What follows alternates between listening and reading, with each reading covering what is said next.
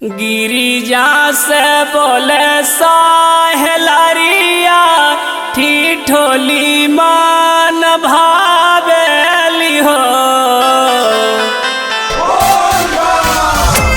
सखिया के कारा तू करे लू पूजा नावा साजनवा बड़ा सुंदर हो। सखिया के कारा तू करे लू पूजा नावा साजनवा बड़ा सुंदर हो।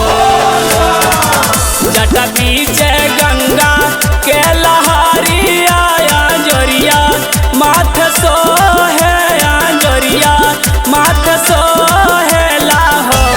सखिया गारावा में हारा नाग पानावा साजनवा बड़ा सुंदर हो। सखिया गारावा में हारा नाग पानावा साजनवा बड़ा सुंदर हो। बोलबम जय शिव बोलबम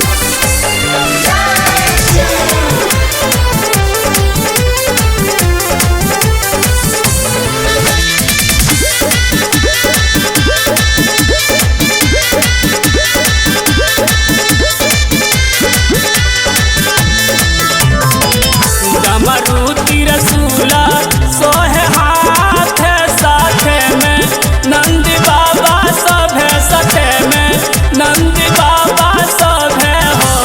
सखिया भाषा माँ भाभूता सोभे तानावा साजनवा बड़ा सुंदर हो।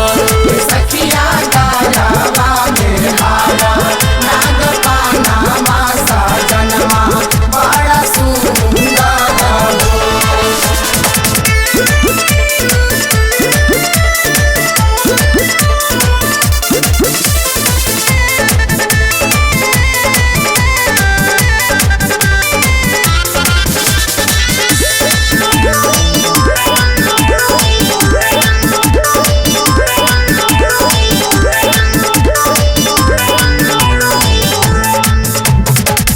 सबके दिहलन महालाया टारिया धोपड़िया अपने सोहे धोपड़िया अपने सोहेला हो। सखिया पाथारे पे मारे लनिया सानावा साजनवा बड़ा सुंदर हो।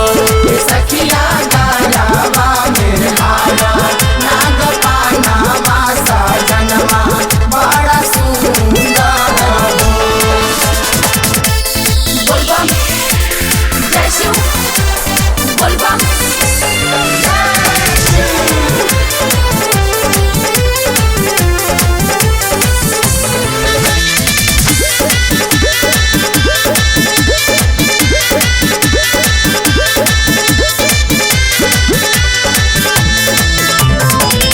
दिल खुशन तो सैले तोर सारा